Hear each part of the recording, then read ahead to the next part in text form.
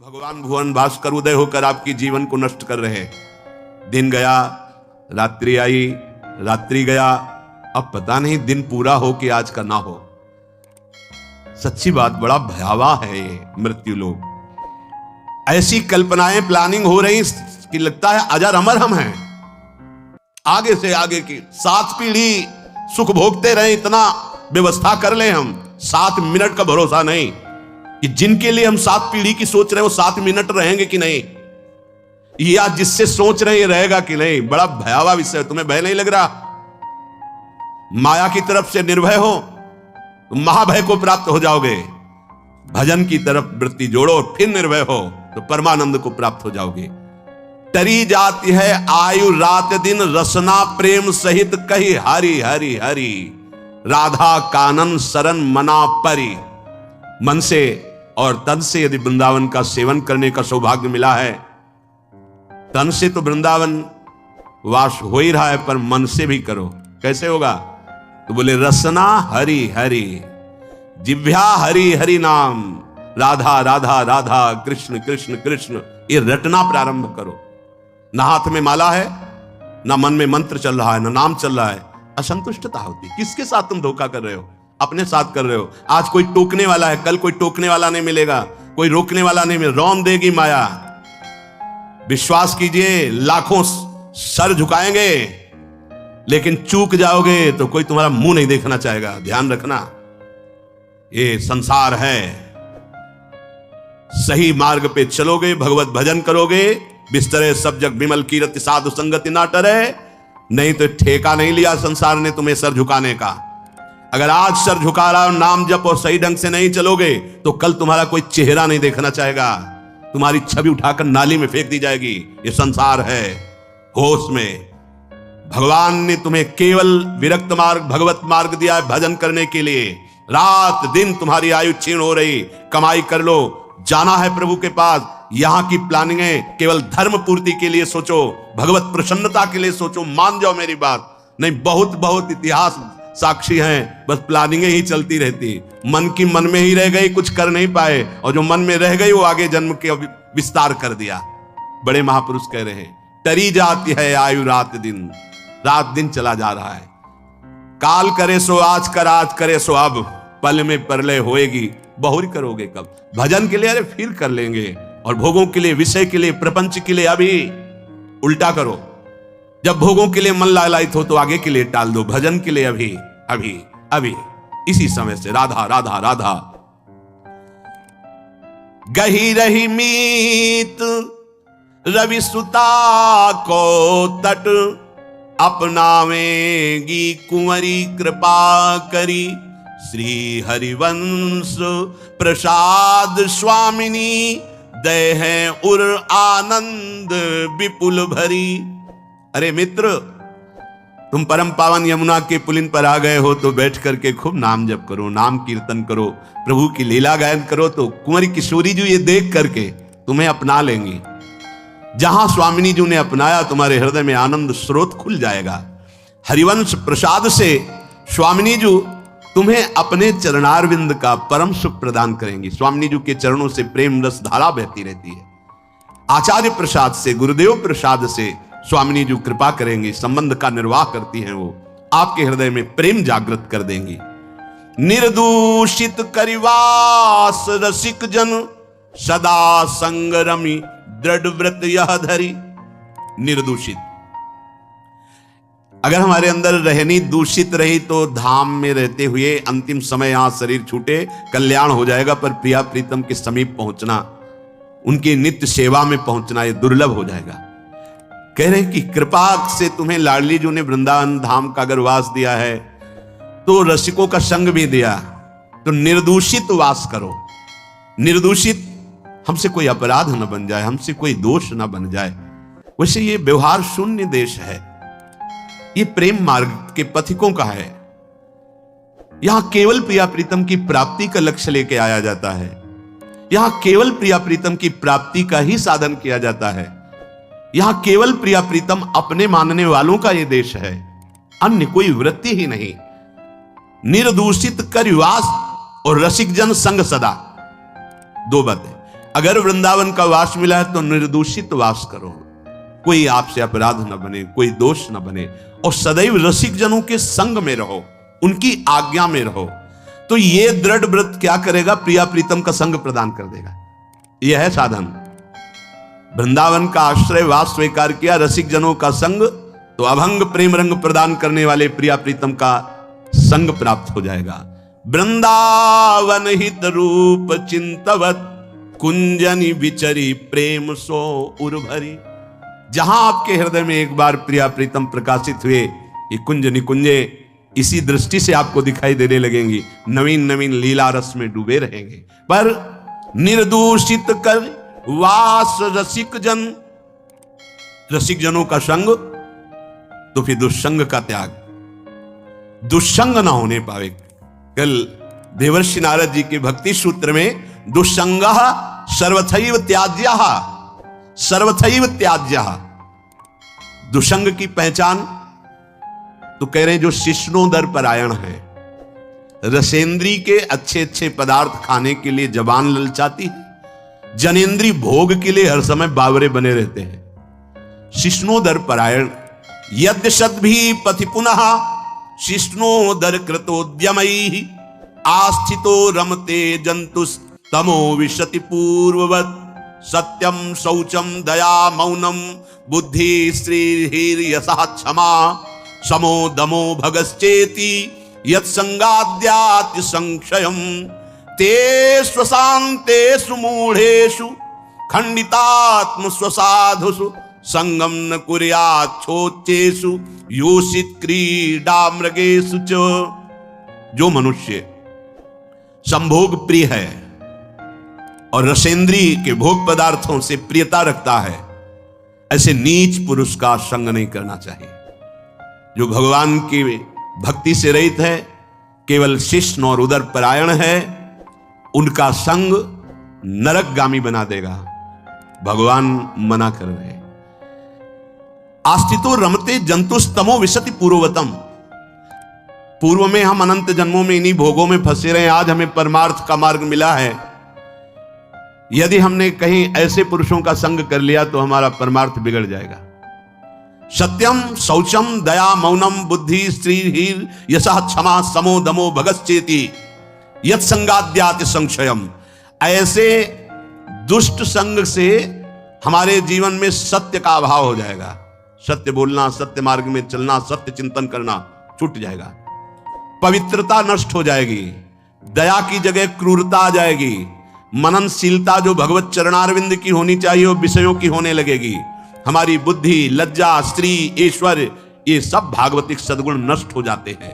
अतएव दुष्ट संग न करे।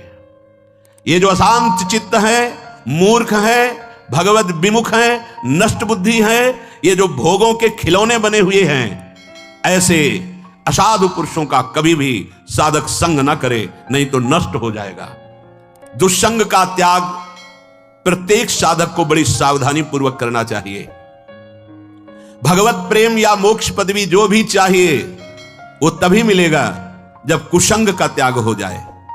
भगवान श्री रामचंद्र जी ने तो विभीषण जी से कहा कि बरु भल बास नरक करताता दुष्ट संग जन देई विधाता। भगवान चाहे तो नरक का बास दे दे, अच्छा है, पर दुष्ट का संग ना मिले। नरक का बास क्यों अच्छा है? क्योंकि नरक भोगने से पाप नष्ट हो जाएंगे, हृदय पवित्र होगा, पर दुष्ट संग से हृदय में पाप बढ़ जाएंगे और अपवित्रता बढ़ जाएगी। दुष्ट संग बड़ा दुर्भाग्य उदय होता है तब मिलता है, जैसे बड़ा सौभाग्य उदय होता है, भगवत कृपा होती तब साधु संग मिलता है, ऐसे बड़ा दुर्भाग्य उदय होता है तब दुष्ट संग मिलता है। इंद्रियों का कोई भी विषय, अभी तक तो बाहरी दुष्संग की बात, अब कह रहे हैं अंदर दुष्संग की बात। व्यक्ति जनित दुष्संग और वृत्ति जनित दुष्संग। अब अंदर की बात, इंद्रियों का कोई भी विषय जो हमारे मन को प्रियालाल से अलग करके, सतमार्ग से अलग करके भोग लालसा पैदा कर दे, पाप लालसा पैदा कर दे, गंदे विचार बढ़ा दे, हमारे भगवत प्राप्ति से हमारे चित्त को चलायमान कर दे, वो दुष्संग है। वृत्ति का बड़ा सावधानी की जरूरत है। ये भगवत प्राप्ति का मार्ग चलना थोड़ा कठिन है, भगवत प्राप्ति नहीं कठिन है, क्योंकि हमारी वृत्तियां उसी में फंसी रही है। तो ऐसे सत्संग 10 वर्ष सुनो, और हमें लगता है कि अगर सही दुस्संग हो जाए तो 10 दिन में पूरा 10 वर्ष का चैप्टर बदल देगा। तो 10 वर्ष का सत्संग काम उतना नहीं किया, क्योंकि 10,000 जन्मों से हम दुस्संग में ही रहे हैं। तो जहां दुस्संग मिला तो मन राजी हो जाता है, यार बहुत जल चुके, 10 वर्ष हो गए। भगवत प्राप्ति के मार्ग से हमारे चित्त को चलायमान कर देने वाला दुस्संग हमारे पास भेजा जाएगा। बात समझना, माया ऐसे पार्षदों को भेजेगी। बहुत सावधान। अपने जीवन को केवल इसीलिए प्रारंभ हुआ था, प्रियालाल के लिए ही हमारा जीवन। हमें हर्षित नहीं होना किसी भी पद, व्यक्ति, वस्तु, स्थान में। अगर हर्षित हो गए तो मन फिर प्रियालाल में लगना बड़ा कठिन हो जाएगा। ये बालू का बांध है, एक बार फूटा तो दोबारा बनाना बड़ा मुश्किल है। सावधान। हमें ना कोई ऐसी चेतन वस्तु या जड़ वस्तु का दृश्य देखना है जो हमारे अंदर भोग वासना पैदा कर दे। जड़ के देखने से भी होता है क्या? हाँ, चित्र जड़ ही तो है। जो आप चलचित्र देख रहे हो जड़ ही तो है ना, उसमें कुछ हो थोड़ी रहा है, वर्तमान में थोड़ी हो रहा है, वो तो चित्र है। लेकिन वो चित्र तुम्हारे चित्त को बलात् आकर्षित करके भोगों में फंसा देगा। बहुत सावधान। ना कोई चैतन्य वस्तु। संगम त्यजेत मिथुन वृत्ति नाम मोक्षो। मैथुन धर्म से युक्त किसी भी प्राणी पर दृष्टि जाए तत्काल मानसिक प्रणाम करके हटा लीजिए। दोबारा दृष्टि गई तो पतित हो जाओगे, संकल्प विकल्प होने लगेगा। इसीलिए साधक अपनी दृष्टि पर शासन रखता है। ये उचक्का की तरह ऐसे ऐसे चलना साधकों का स्वभाव नहीं होता। बावरों की तरह ऐसे ऐसे देखना, गर्दन इधर, ग्रीवा झुकी हुई है, आगे का मार्ग देख रहे हैं, नाम निरंतर चल रहा है। किसी से बात कर रहे हैं अगर तो भगवत वार्ता कर रहे हैं, चेहरा देखना जरूरी नहीं, चाहे स्त्री हो चाहे पुरुष हो। जब आपको पता है कि हमारे पूज्य जन है तो हम उनका दर्शन करते, नहीं तो चरणों तक सीमित है। ऐसे बात की चल दिया, कोई भी रूप हमारे नेत्रों ने नहीं पकड़ा तो प्रियालाल के रूप में तन्मयता बढ़ेगी। बड़ी सावधानी से। एक नैमिषारण्य के संत भगवान थे, वो कभी नहीं देखते थे किसी की तरफ, बस ऐसे जैसे पूज्य श्री हरि बाबा, ऐसी ही दृष्टि है। अगर बात करते तो उड़िया बाबा की तरफ देखकर बात करते थे, अन्यथा ऐसे रहते थे। कुछ तो महापुरुषों का हम अनुकरण करें। ऐसे जिधर मन आया जो मन आया देख रहे हैं। जैसे आप समझते हो कि सामने से नहीं देखेंगे, पीछे से देख ले। बात तो अपनी चित्तवृत्ति की है। अगर हमारी चित्तवृत्ति दूषित हो रही तो सामने और पीछे से क्या है, झरोखे से क्या है? हमें अपनी चित्तवृत्ति दूषित होने से बचाना है। हम ना कोई ऐसी चर्चा सुने, ना कोई ऐसी चर्चा करें, ना ऐसे स्थान में जाएं, ना ऐसी पुस्तक पढ़ें, ना ऐसा दृश्य देखें, ना ऐसा चित्र देखें, ना ऐसी वस्तु खाएं, ना ऐसी कोई सूंघने की वस्तु लें जिससे हमारे अंदर प्रमाद स्थिति आ जाए और इंद्रियां विषयों की तरफ प्रबल हो जाएं। ये सब दुष्संग माना जाएगा।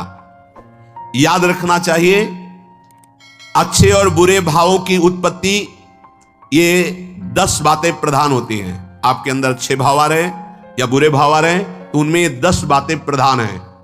पहला, स्थान। आप कहां बैठे हैं, कहां रह रहे हैं, किस जगह खड़े हैं, आपको स्थान देख करके ही बर्ताव में उतरना है। जैसे मदिरालय है, आप वहां खड़े होंगे तो तमोगुण अपने आप बढ़ने लगेगा, आसुरी प्रवृत्ति बढ़ने लगेगी।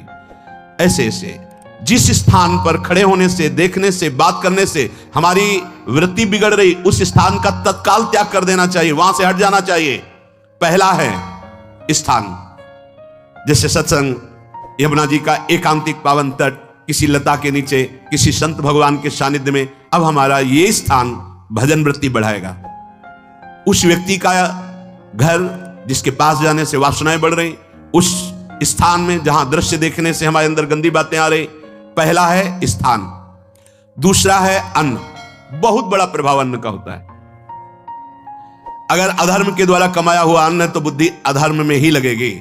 यदि भोजन पकाते समय, रसोई रांधते समय आप विकारात्मक चिंतन कर रहे हैं तो कोई भी प्रसाद पाए उसके अंदर विकार जागृत हो जाएगा। अन्न का बहुत बड़ा प्रभाव पड़ता है। एक बार पूज्य पादुड़िया बाबा जी महाराज अपने परिकर के साथ भ्रमण में थे तो किसी बड़े धनी मानी ने निमंत्रण दिया, महाराज आज यहीं रुको। तो बाबा ने कहा हम लोग गांव के अंदर नहीं रुकते। तो बाहर कोई वृक्षों का समुदाय, जंगल जैसा, तो उसमें वहां रुके, पर भोजन उनकी तरफ से। भोजन सबने पाया। जब सुबह हुआ तो महात्मा जन, साधक जन एक दूसरे की तरफ देखे और बोले, आज तो हमको बड़ा दोष हुआ, गंदा स्वप्न आया और हमारा संयम बिगड़ गया। बोले, ये तो हमको भी हुआ, जितने थे सबको हुआ। उड़िया बाबा के समीप गए। बाबा ने कहा, अच्छा ऐसा हुआ, ये तो अन्न दोष है, बुलाओ सन्न पवाने वाले को, फिर चलेंगे। बुलाया और बाबा ने कहा, बिल्कुल सत्य बोलना, नहीं तो आप जानते हो इतने महात्माओं के संयम को आपने भ्रष्ट कर दिया, सत्य बोलना, क्या बात है? उनका, महाराज संतान नहीं हो रही थी, सुना था आप बहुत सिद्ध महापुरुष हैं, तो आपके परिकर को इसीलिए पवाया, अंदर काम भाव था, ये हमारी कामना थी कि संतान उत्पन्न हो, वैसे चिंतन करते हुए बनाया ऐसे। बोले, सबका संयम नष्ट कर दिया। होश में, नरक जाने वाली बात मत सोचो, अरे संतों को पवाओ जैसे अपने पुत्र को पवाते हैं, ऐसी भावना करनी चाहिए। आज हो भाग्य, तो परिणाम खुद मंगल में निकलेगा। काम भाव से युक्त होकर क्यों बनाया? सब संतों के अंदर विकार पैदा कर दिया। अन्न का प्रभाव पड़ता है, हम जैसा अन्न पाते हैं वैसा। कई बार सुनाया है, सिद्ध महापुरुष पूज्य प्रातः स्मरण श्री बलराम दास जी महाराज झाड़ू मंडल के, यमुना के पावन तट पर ही है, रास मंडल के पास ही, वो अपने एक लता के नीचे बैठे हुए भगवत चिंतन कर रहे थे। अचानक यमुना जिस नजदीक है, तो कोई माई स्नान किए हुए निकली, तो नेत्रों ने देखा और विकार उत्पन्न हो गया। वयोवृद्ध सिद्ध महापुरुष, उन्होंने कहा, आप तो इस शरीर को नष्ट कर दूंगा। शिष्यों ने कहा, महाराज ऐसा क्यों? बोले, किसी माता के शरीर को देखकर हमारे अंदर विकार क्यों आ गया? ऐसा नहीं, आज तक कभी नहीं हुआ, ऐसा क्यों हुआ? उनका, महाराज आपस में सब शिष्यों ने कि कुछ ना कुछ तो खान पान में गड़बड़ी हो गई, तभी ऐसा हुआ। बाबा आज परिक्रमा करते हैं वृंदावन की, बाद में आप जो आदेश करेंगे जैसा करेंगे, पहले परिक्रमा। वृंदावन की परिक्रमा का बहुत बड़ा प्रभाव, जब कभी मन आपका ऐसा विक्षिप्त हो, परेशान हो, तत्काल परिक्रमा प्रारंभ कर देना, नाम जप करते हुए। आप देखना परिक्रमा पूरी होते होते शांति हो जाएगी। बाबा ने खूब नाम कीर्तन करते हुए शिष्यों के साथ परिक्रमा दी, मन का विकार शांत हो गया। उनका, ऐसा कैसे हो सकता है कि हमारे अंदर विकार आ गया? ये बड़ी सूक्ष्मता का विषय है। कल प्रसाद कहां से आया था? उस समय लाडले गोविंद देव जी महाराज यहीं विराजमान थे वृंदावन में। बोले, तो ठाकुर गोविंद देव जी का प्रसाद आया था। लकुट उठाई, है वो तो भगवत स्वरूप, तस्मित जने भेदा भावात। भगवान और भगवान के ऐसे जनों में भेद नहीं होता, वो भगवत स्वरूप होते हैं। गए और कहा, बताओ, आपका प्रसाद न पावे तो अपराध लगे कि प्रसाद नहीं पाया, और प्रसाद पावे तो हमारे अंदर काम जागृत हो जाए, हम तो मरे ना दोनों तरफ से। तो ठाकुर जी बात कर रहे थे, दूसरों को नहीं सुनाई दे रहा था। कह रहे थे कि देखो, नाराज मत हो, कलकत्ता की वैश्या थी, उसने भोग लगाया, अब उसने भोग लगाया तो हमने चख पाया, तो आपको प्रसाद का किनका लेना चाहिए? किसने कहा था कि पूरा प्रसाद पाइए? जरा किनका ले लेते हो, मधुकरी पाते। हाँ, ये बात आपकी मान। तो हमारा तो पूरा विश्व है, कोई भी भोग लगाएगा हम तो पाएंगे। हमारे प्रसाद की निष्ठा आप सबके हृदय में, तो किनका लीजिए, पूरा मत पाइए। सोचिए, भगवत अर्पित प्रसाद और वृत्ति, भगवान ने आदेश किया किनका पाओ, माधुकरी मांग के खाओ। यहां वर्णन कर रहे, यदि हम अन्न थोड़ा भी हमारे अंदर दूषित चला गया, तो जब कभी ऐसी विकार की भावना हो, आपके अंदर विकार बन रहा है, तो खोजिए। आपने कोई दृश्य देखा है, आपने किसी से बात की है, आपने कोई ऐसा संकल्प बनाया, नहीं, तो फिर भोजन दोष आ गया। अब आज उपवास कर दो, जब तक वो वृत्ति न नष्ट हो तब तक कुछ मत पाना, जल से काम चलाना, तो एक दिन एक पहर अपने आप शांत हो जाएगा। अगर बहुत विकलता हो रही तो नाम कीर्तन शुरू कर दो, भोजन मत पाना, नाम कीर्तन शुरू, बिल्कुल शांति मिल जाएगी, बिल्कुल। और ये तो उदाहरण महापुरुष इसलिए देते कि हम सावधान रहें। हमारे अच्छे भाव या बुरे भाव में ये 10 बातें बहुत प्रभाव डालती हैं। पहला स्थान, दूसरा अन्न, और तीसरा जल। पानी भी बहुत संभाल के, नहीं आजकल तो देखो प्रायः ऐसे दांत से प्लास्टिक नोचेंगे, ऐसे पानी पिएंगे, कब भरी गई, कहां भरी गई, कैसा पानी, बड़ा देखो कैसा हमारे भजन साधन के लिए विक्षेप पैदा होता चला जा रहा है। पहले सुंदर सरोवरों का जल, मतलब 15 वर्ष तो गंगा जल ही केवल पिया है, जो आकाशवृत्ति से मिला नहीं, गंगा जल ही पिया है। कुआं का जल, फिर आया हैंडपैप का जल, अपवित्र होने लगा। हैंडपैप में जो वाशर, अगर वो कहीं चमड़े का पड़ा हुआ है तो अपवित्र जल हो गया। अब हैंडपैप का भी अंतर ध्यान स्वरूप हो गया, अब तो नहीं दिखाई देता। अब रह गया है मोटर से निकले और फिल्टर में जाए, वो मशीन जो फिल्टर करती पानी को, आरओ, उससे। अब वो जिनके पास है तो है, नहीं तो परिक्रमा लगाया हो, आपको पानी पीने को नहीं मिलेगा। देखो कैसा समय आ गया। भोजन, पहले कोई दगाबाजी भोजन में तो नहीं करता था। गांव में जब जिसके यहां दूध बेचा जाता था ना, उसको बहुत लघु दृष्टि से देखा है, गाय माए एक बराबर होती है, ये दूध बेचता है। 10-5 किलो मठा तो आप ऐसे मांग के ले सकते थे, अगर अड़ोस पड़ोस में वो मठा मिल जाएगा। जब कोई उत्सव होता, फ्री दूध 100, 200, 500 किलो पूरे गांव के सब दे देते, कोई ऐसे बेचता था। अब दूध नहीं, जब बूढ़े लोग बैठते थे कहते थे पानी बिकेगा आगे चल के। आज पानी बिक रहा है, नहीं बिक रहा, पानी बिक रहा है। हमें लगता है सबको ही पैसे से ही पानी है। वो बोतलें नीली नीली नहीं, इतनी बड़ी बड़ी बिकती, उन्हीं से पानी पिया जा रहा है। आगे और समय, जल का प्रभाव पड़ता है। जैसे हम गंगा जल पीते थे, सही कहते हैं, कई दिन जब भोजन नहीं मिलता तो पूरी पौष्टिकता गंगा जल से मिलती थी। गंगा माता के जल से ऐसा लगता था मानो हम परम पावन अमृत पान कर रहे हैं, सारी पौष्टिकता मिलती थी। कुएं का जल अपने आप में पौष्टिकता से युक्त होता है, जो हमें चाहिए। आज देखो जल की समस्या हो गई। पवित्र जल पीने के लिए हम तरस रहे, कहां जल और कैसे मिलेगा जल?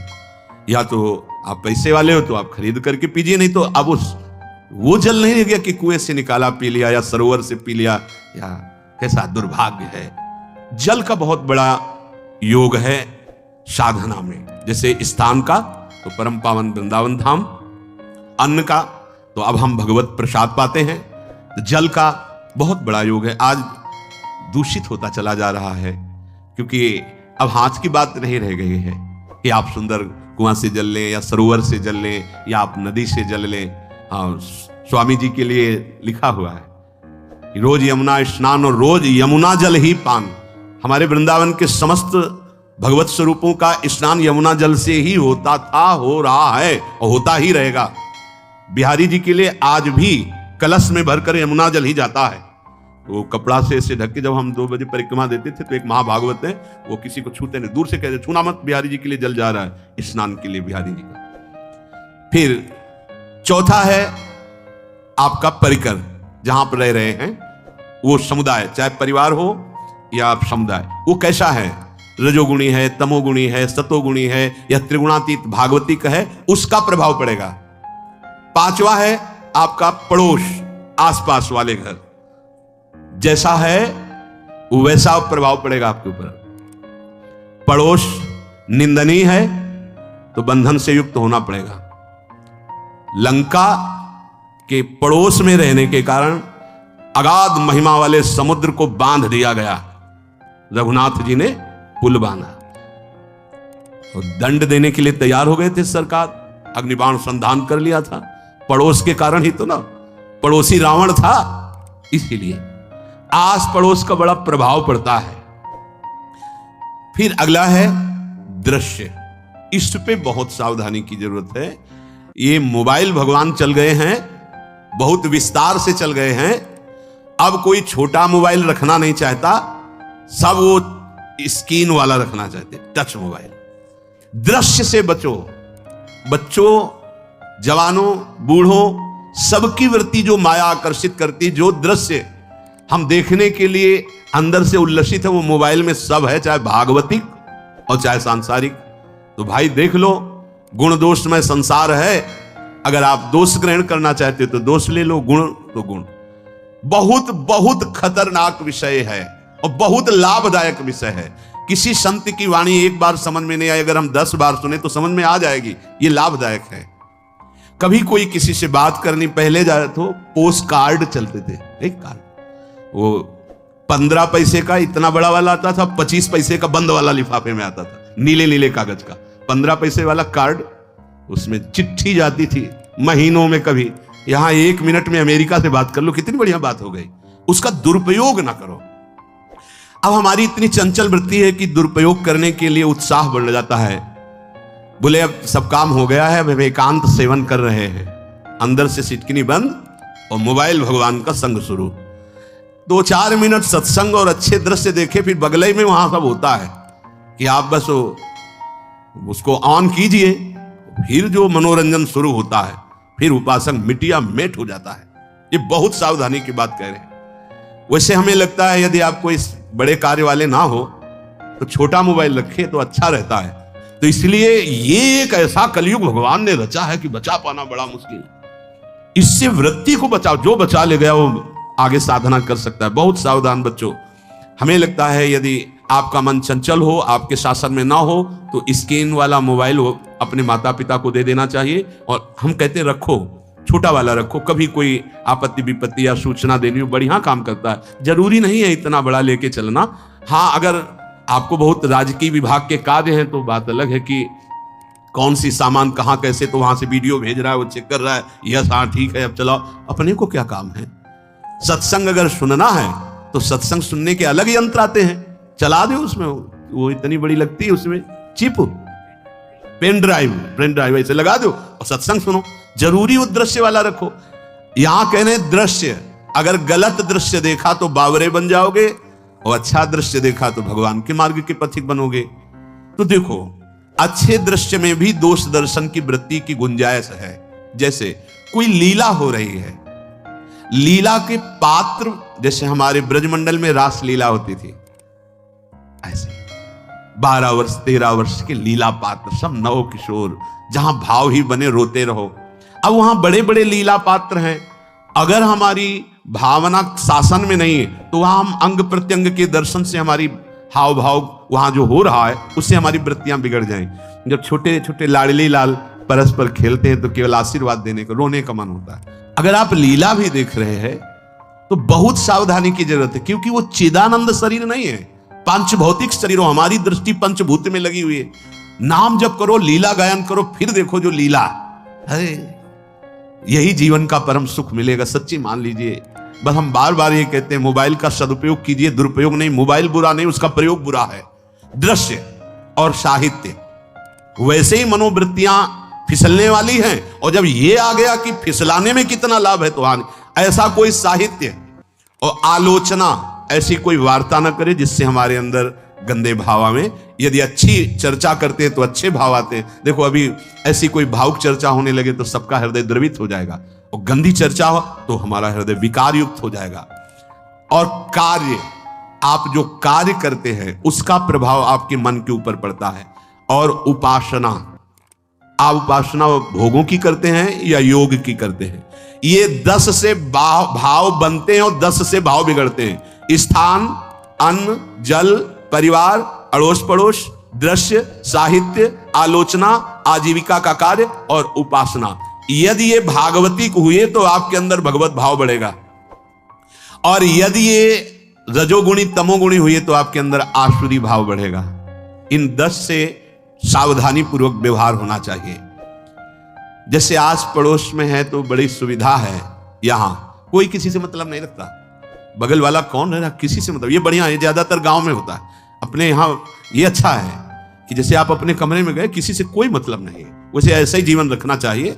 और उस पर ये ज्यादा जो व्यवहार मित्रता बढ़ाने वाला विषय, ये धाम में नहीं है, वृंदावन में ऐसा नहीं व्यवहार रखना चाहिए। आपके पड़ोस में कौन रख रहा है आपका परिचय नहीं होना चाहिए, कौन कौन रह रहा है आपकी जानकारी नहीं होनी चाहिए।